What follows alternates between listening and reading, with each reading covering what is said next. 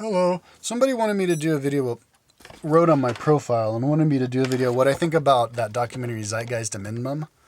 And then a bunch of other people, at least two, have written me and be like, oh, I've seen Zeitgeist Minimum. You should see that. So yeah, I did see it a couple months ago. I saw it only once. I think there's like two versions, one and two, and like one of them's for maybe religion and the other one's for like economics. Yeah, it's basically I guess some kid like made some like videos like an hour long or 2 hours long about talking about um, trying to figure out the reasons why rich countries are rich and poor countries are poor, and while rich countries are rich because we abuse poor countries. We do economic terrorism where we go into countries with oil and then we drill their land and then we sell all the money back to our country, and then we don't share it with the natives, and we go into other countries and depose other leaders and then install leaders in there who we like and all this kind of stuff. And basically, I don't know. I mean, I'm sorry if I'm not going to understand the video very much because I don't. Like I said, I only saw it once, like a couple months ago. But I think it's an interesting. Basically, what this video is talking about how are we going to make a one world where every country is a first world country and everybody, there's a minimum wage that's the same for everybody in the whole world. Will one interesting thing is like Donald Trump. I don't think Donald Trump would be happy with that documentary Zeitgeist Amendment. I saw I've been watching like Celebrity Apprentice. It's kind of interesting, and I saw him do a couple of interviews, and he wants to be president. And he's got like basically an opposite idea. He doesn't think America's abusing the world. He thinks the world's abusing America. And yeah. So like, what is America's place? What is the great world's empire's place in the world, and how do you make everybody get a fair shake? Well, I think the best way for everybody to get a fair shake in the world is I think America, we have the best. I think we have the best country in the world. We have the best people. We have the best idea about what's fair. We're the most open communicators. And I think it all boils down to open communication. Open communication is what leads into open power, with shared power. It all comes down to communication, because if you can convince, as soon as people want to depose somebody, they're going to do it. When everybody hates, they were about to depose Justinian. When everybody didn't like him, they could have deposed him. They deposed the Ceausescu from Romania when they all decided they didn't want him. The world was like, okay, but the only way for that to happen is if people can communicate and we can all decide what we all want. So it all revolves around that. And I think the best country that can represent that's America. And I think America should, I think America should get a fair shake and should maintain power. At this point, it should maintain power as much as we can. We've been giving affirmative action to other countries a little bit too much, and I think it's time to reverse that. We owe too many trillions of dollars to China, and I don't respect China. They don't have the human rights, don't have the freedom of speech. They don't have, and if a country like that gains control, they could, what are they going to do? Attack Taiwan? They attacked Tibet in 1950. America, we took over Hawaii. So we do the same thing, but they did it 50 years later, which is a long time later. But we went into Hawaii and displaced the people and all that, and just like the Chinese did to Tibet. But they're slated to pass us as the world's #1 economy in 12 years, which is just around the corner. And they don't have a system of morality, rule of laws like we do. They don't have intellectual property rights. They just, even their government, they just go over there, and all their companies of government just go and they just bootleg XP, and they don't give the royalties back. And, we need to, we all use computers and we should all have that stuff for cheap, but I think basically what I'm saying is,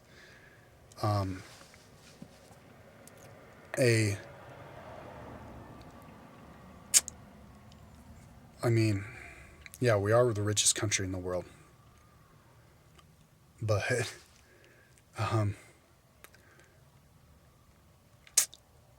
I think our model, our business plan should get spread around the world. If our business plan and our way of living gets spread around the world, the faster that happens, better off everybody's going to be. And right now, we should be respected. Our business plan should be respected. America isn't really respected as much. I've traveled around, they don't like Americans in France. They don't really like Americans in Chile.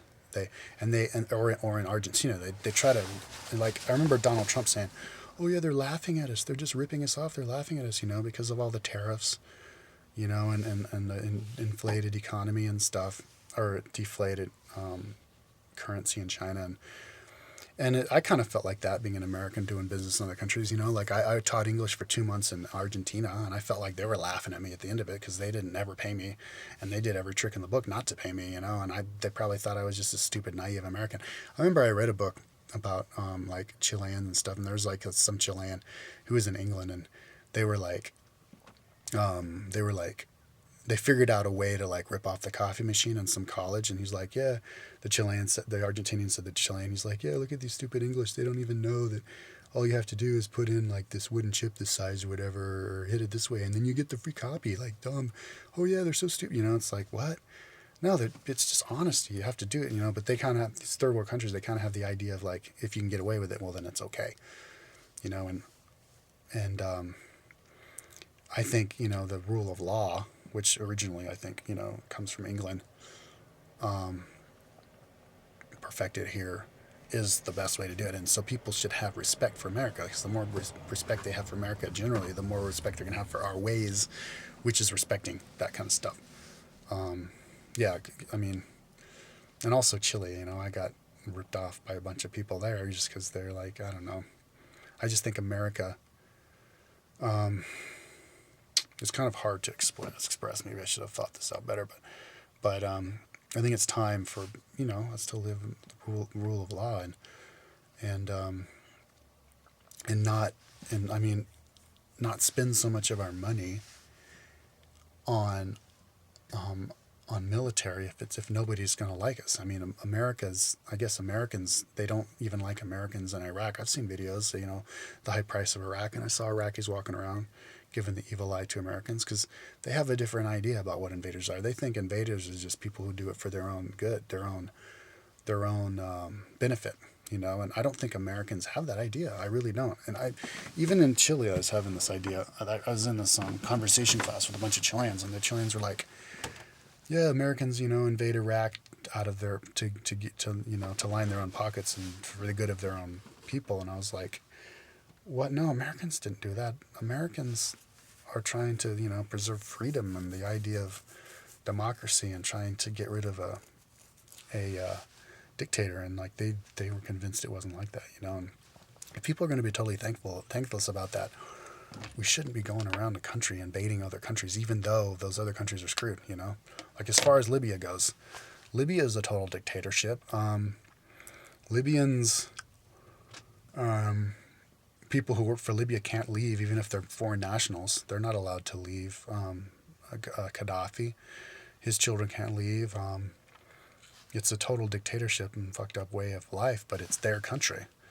And I mean, if we weren't already in a bunch of other countries, I'd be like, yeah, sure, go in the country, depose the guy, and install a new government. But America already is doing that with Iraq and Afghanistan and spending way too much of our money, and people don't like us because of it. We should only do it if it's a consensus in the whole world. And people are gonna love us for it. You don't go to France and people are like, fuck America, take over the world. And you go to like Chile and people are like, fuck you, American. Which I experienced a lot of. So yeah, we should. I mean, and we're paying for all that shit, I mean, Iraq is next to freaking Europe, and Libya is right next to Europe. Why don't they deal with it? We spend 20% of our taxes on the military. That's how I think we should. And then just we can spread the culture of communication. That's what I call America, culture of freedom of speech, because Americans, we do have it more than anybody else. We value it. I mean, look at YouTube. All the people who make YouTube videos are Americans, man. Seriously. They're all from America. What country? America, of course. Which, somebody from another country is up there talking about stuff on YouTube. No, not only Americans, man. And that's a great culture. So we can spread our culture without using war, just as well, or better, actually. We just make those people blatantly aware of how cool it is when you have like a computer and you have internet, because a lot of those countries, they're not allowed to use internet. Which ones? I mean, well, North Korea, you're not allowed. They turned off the internet. Didn't they turn off internet and they turned off Facebook in like Saudi Arabia? I saw that documentary, Where is Osama bin Laden? The guy asked the kids in the school, what do you think about America? And the kids were like, and then the guy's like, headmaster, supervising the conversation, like, this interview is over, we're out of here. It's like, because, it's not a culture of expressing. But you can make it blatantly aware that you live in a culture of expression when we, instead of spending 20% of our taxes, how about we spend just as much money, or how about a fraction of that, straight up giving computers to people in third world countries. Here's your computer. How about hooking them up with internet? Here's your internet, And then people are like, we hate him. How would they possibly say we hate America? For like, what do you mean you hate America? We just tried to hook up your entire country with internet lines and give you computers. Instead of course, spending all that money on war and defense and all that stuff. That's where we should get the money from. And then they're going to be like, oh yeah, well, it's not. They can't say it's America's fault that their leader of their country won't let them have internet, right? Won't let them have Facebook. Anyways, they need that. And then as far as the money goes, okay, people are saying that there's suppression of free energy. Well, let me talk about that energy and foreign policy. Okay, I think Donald Trump would make a great president. I'd love to see him president. I would vote for him because he's a communicator and he loves explaining stuff, and we need somebody like that who just loves the spotlight and loves explaining stuff, and he references his information. He goes, I have a friend and my friend said this, and I was, these Chinese people that they were saying everybody in the world's laughing at us, and he says where he heard it, and he's not like, oh yeah, and this and that, and without even saying where he heard it or when he heard it or like why.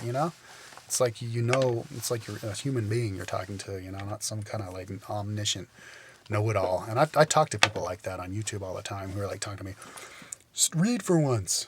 You're an idiot. You don't know nothing. I know most everything. It's like, you don't.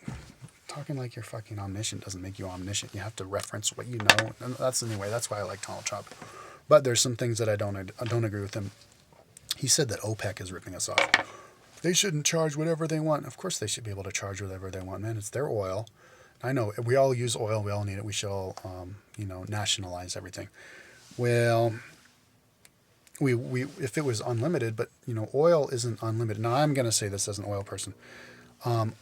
Oil isn't.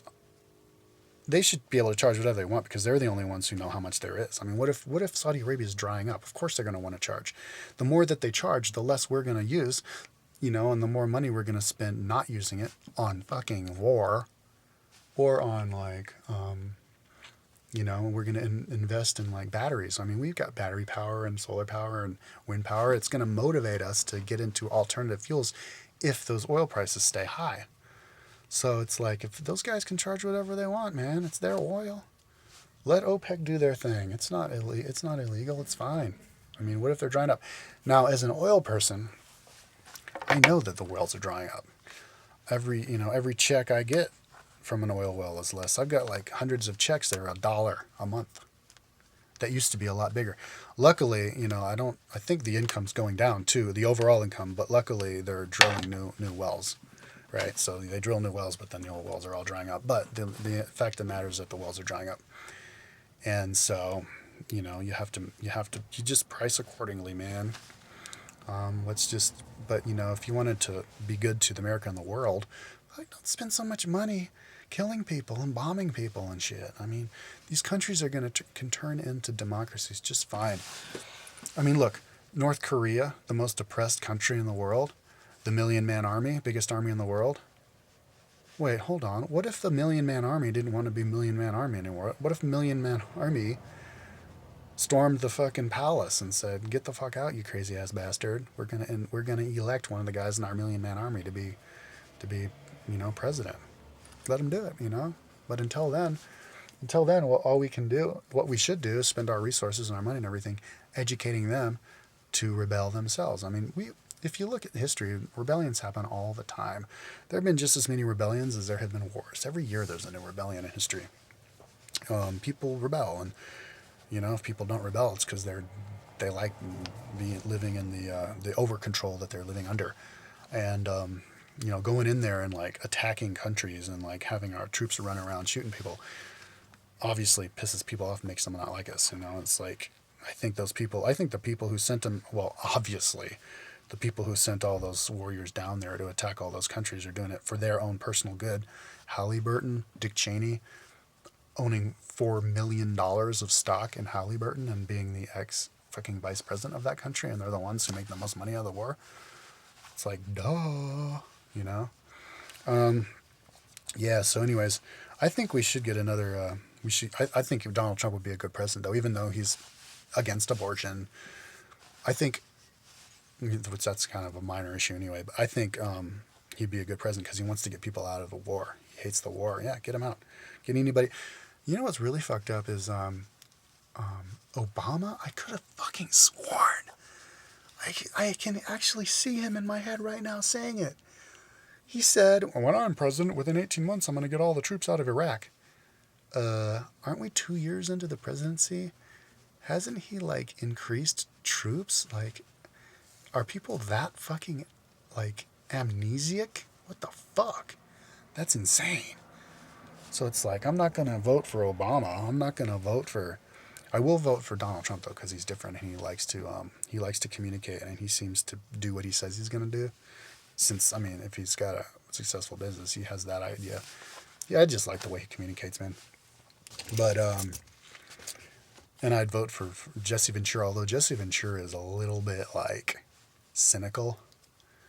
But anyway, I would totally vote for Jesse Ventura, too. But as far as, getting those third world countries in line and up to us, one thing we really should consider is, resources.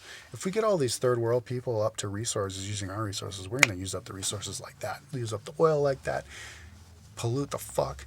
I mean, these really poor people who only spend $1 a day, they're living like they've always lived. They're perfectly happy living like that. The only thing, that's fucked up is, how about the dirty drinking water? Well, just clean up their drinking water. There's plenty of people giving money to clean up their drinking water. That's great. But as far as, like, treating them like they want as much money as we want, I wouldn't say so. I wouldn't assume that. I mean, sure, they would all like to travel, or they would tell you that they would like to travel. But, do they really want to travel that much? I mean, sure, they'd like to do a little trip here, a little trip there, but I think what they really want is just peace. Peace, and give them a computer, let them travel on the computer. I have no desire to travel right now. I'm traveling on my computer. I'm using pictures. But yeah, those people will eventually be able to travel, but let's get their freaking world economy under order. Yeah, now as far as, like, world, if we're going to let people travel around, give people visas in third world countries to come to America, because I get people, I get somebody, a Kathmandu-ish person, a Nepali, is like, oh yeah, that'd be cool to travel around, It would be cool to travel around. I think third world people should be able to travel around. But not yet. I mean, I don't know, man. I'm not so... Look, third world, there's stuff about third world countries that scare me, I mean, just think about all the crime that illegal Mexicans do, murdering people over here. Those El Salvadorian gangsters, that guy opened up with a machine gun and shot the guy just because he didn't like him pulling in front of him in the traffic in Sacramento or whatever that was. And, like, I brought my wife and stepson over, and good thing they left, because, I heard he was stealing, radios out of cars and lying to me, straight to my face, lying to me about, I don't know, man. I mean, we should protect the integrity of a country, and so that, don't get people screwing up a country and then like blame it on the country they just screwed up instead of their own system, because the systems of like South America doesn't work. It's not, rich people are fucking assholes to the poor people, and the poor people are thieves to the rich people. It's like they both have to give some. They can't both take forever. But that has to be clear that America's a better country, and it's not clear that America's a better country. You go over there and they fucking hate you. They think their country is better, and it's like, oh my god. It's better when everybody communicates. Okay, like when I get like negative comments, when people call me douchebag faggot because I'm an idiot, I don't know what the fuck I'm talking about, and I should burn in hell, and I'm a disgrace to human society. I think those are third world people, dude. Like, I look at where they're from, it doesn't say anything about them. It's totally anonymous, but sometimes I hear that stuff. I mean, like on my Where Buddhism Went Wrong video, I think those people are third world people. I think sometimes I look at them and they do. And I mean, just judging from the way that they speak, they're not native English speakers, and the grammar is from another language's grammar, and I don't know. I'm just saying. I mean, I don't want to come across wrong and make it look like I don't care about third world people. I brought a third world people over to my country, man. I had married a third world person for 5 years. I've lived out of the country for like 10 years out of my life or something like that. I just did used to have like a totally different idea.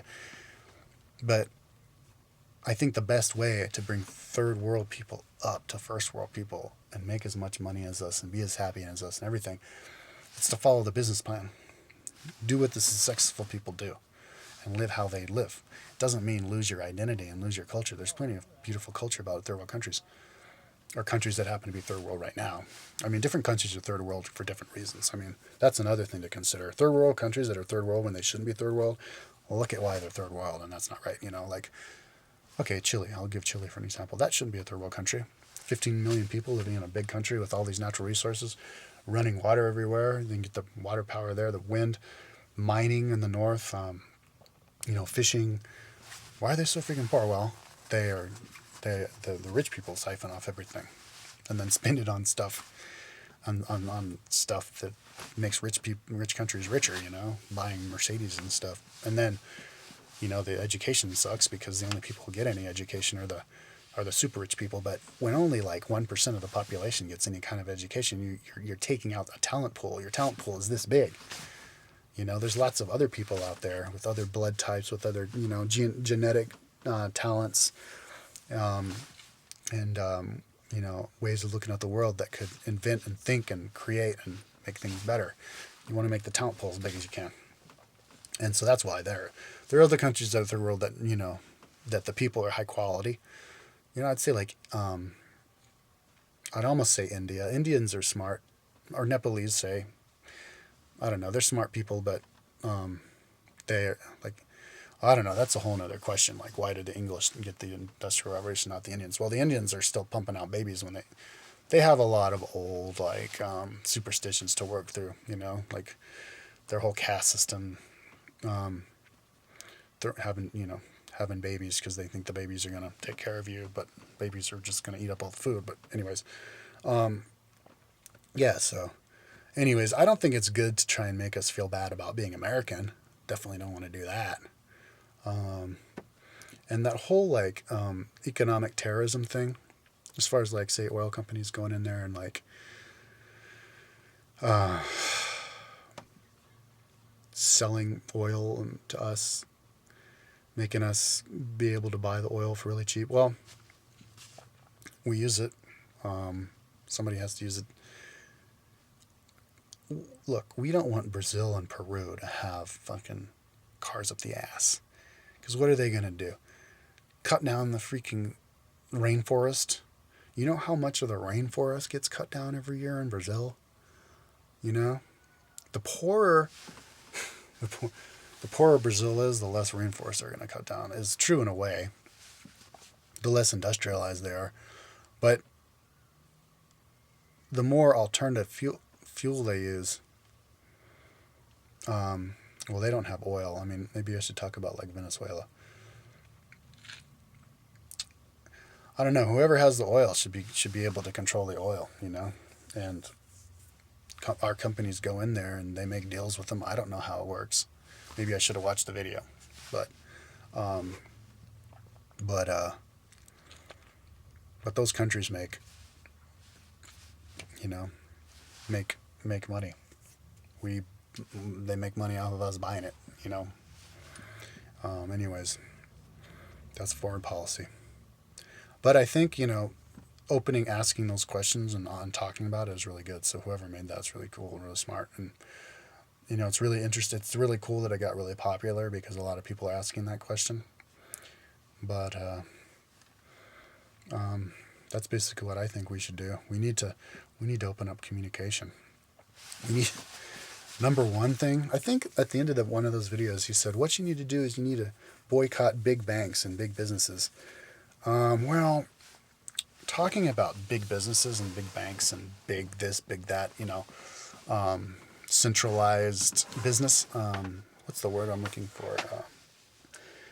Franchises. I like them. I like McDonald's and I like franchises. I actually mentioned this before on a video early on, but, you know, I like it when I know what I'm going to get, you know. Like I went in to get a sandwich today at a restaurant, and she charged me $9.50. I was like, damn, that's $3 more than I would have gotten a Subway for. Well, I bet it's good.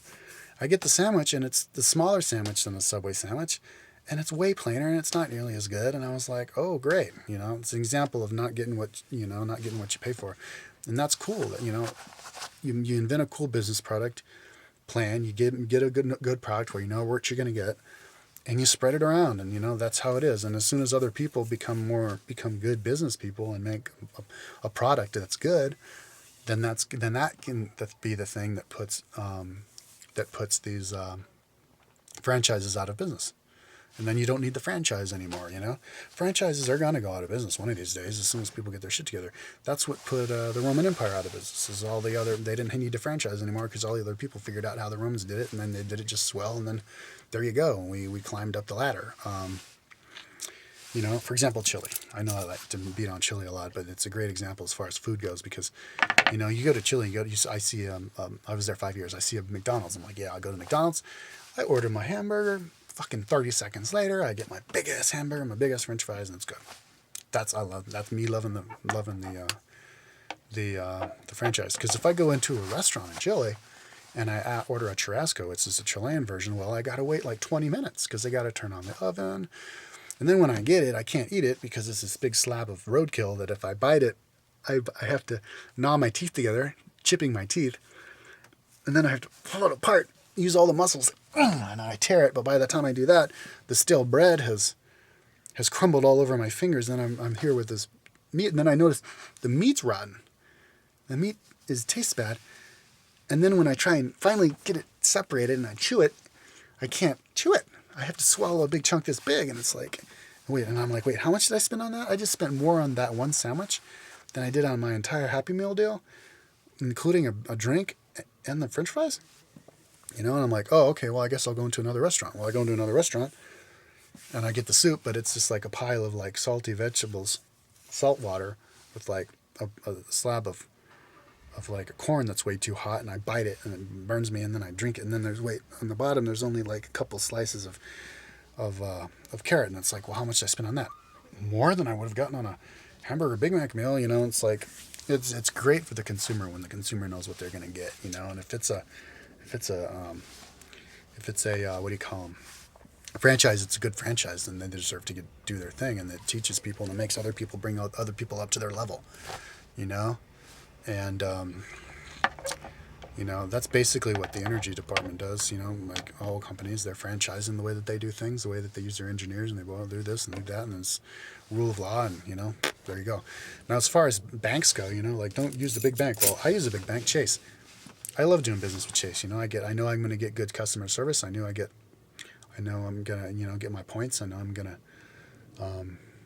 it's stable. You know, I mean, there's banks. There was a bank in Boulder. This guy opened up a bank, and he ripped everybody off, and then he disappeared, and, you know, all the people who had the banks got fucked. There's a bank in freaking Argentina I got paid from a check. These Argentinians, they did every rule in the book to not pay me, but, you know, I worked 2 months there, and then I was like, all right, well, if you can't pay me now, because they couldn't pay me after the first month, then they couldn't pay me after the second month. So I was like, all right, I'll come back in 2 months. Come back in 2 months. I'm like, okay, I'm here, like I said, in 2 months. And they're like, oh, and then I'm like, well, and they're, oh, but you have to go here. And I was like, what? To get paid? Okay, I go. And they're like, oh, no, you have to go over there and wait on that line forever. And I was like, what? And I was like, oh, wait, you know what? I think you're screwing me. Just give me a check. How much do we owe you? Oh, here, you owe me this much. And they write me a check, but it's post-dated for like 2 months later. But then I finally go to cash it, but the bank that I go to doesn't exist anymore. The people who owned the bank stole all the money and disappeared. So, that's something like a small bank could get away with better than a big bank. It's like stealing everybody's money and disappearing, If you have a big bank, then it's a lot more accountable. Anyways, that's just a really quick idea, personal story that I have about that. Yeah, so basically, my basic, prescription, if I was like the president, the first thing you want to do, stop fucking spending money on war. Bring the troops back. Keep our freaking nuclear-powered aircraft carriers. That's enough to protect our own borders. Americans keep gun rights. Americans, we can defend our own borders. And if somebody doesn't want to do trade with us anymore, we're totally fine doing our thing here. We can hire phone tech support guys right here in America. They do a better job, anyways. But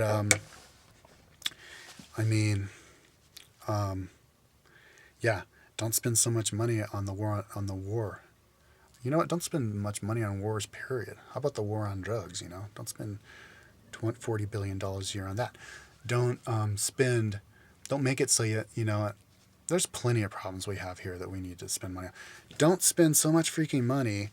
Don't make it so you have to spend like $30,000 to get something approved by the FDA, But if that's if you buy a product that ends up hurting you, you can sue them for that. But don't make all these laws making it so you basically wasting money. We waste a lot of money in the FCC, the FDA, all these over control things that cost money. If we just stop spending our money on that, then we'd have more money to create new industry. Setting up alternative energy stuff. But yeah, we should clean up and not waste as much money at home, and then export our way of life, the way of life of communication, out there. Give them computers and hook them up with stuff, and because these other countries, they don't value expressing yourself. I'm gonna make fun of Chile again because I was in Chile. I asked my wife who she voted for president. She didn't tell me. And she got angry with me. I'm not telling you. I don't have to tell. I was like, why? Because that's what they do. They don't tell each other. Spouses don't tell each other who they vote for president, because it's like talking about politics. You don't ever want to do that, because then it's like that's like something to fight about, because they don't know how to argue without getting like, oh no, you're bad then because you think differently from me. So that's how coups happen. Just look at other. Let's pick on Chile again. There was a coup in Chile back in 1973, September 11th. The guy got voted in. Allende got voted in. And then he was going to... And then after he got voted in, he didn't have any respect for the other rich people, so he was going to completely turn it into a communist country, a totalitarian regime, murder all of the rich people, and then, replace that with government-controlled, totalitarian regime, government-controlled people. So then they did a coup on him, killed him. And then they killed another 30,000 of his followers, and had a totalitarian regime until they got out of that. And it's like totalitarian regimes and coups and all this stuff happens because people don't say what they really want to do. When he was running for president, do you think he was out there like, yeah, I'm gonna fucking kill everybody and install my communist dictatorship in front of all of the nationalize everything? No, of course not. Yeah, sorry, this is going to kind of turn into me making fun of Chile, but, yeah, in Chile, you can't say anything. You can't say anything about aliens, or you can't tell a story that's amazing, because they automatically think that you're lying. I can't tell my story about my crack disappearing on my windshield or my teeth coming together. I can't say anything about aliens because they just look at me like I'm crazy, like I'm obviously lying to them, because they lie all the time. And somebody who lies all the time thinks somebody else is a liar. Somebody who tells the truth all the time is going to be as gullible as fuck. Somebody who smokes weed all the time thinks everybody's a stoner. Somebody who's gay thinks everybody else is gay. That's just kind of how people kind of gravitate towards and are. That's why it's good for us to communicate and stuff. And you just have to tell the truth and value that. value telling the truth and value being honest and value, you know. And if somebody gets pissed off at you, well, obviously if somebody gets pissed off at me for telling the truth, being honest, I'm not going to get a rise out of that because I know what they're coming from, and I know that they don't respect. You have to respect, you know, explaining stuff. And so that's basically what I think about zeitgeist. That's what I think about how to make the one world one world. Ooh, 35 minutes. Okay, so that's enough.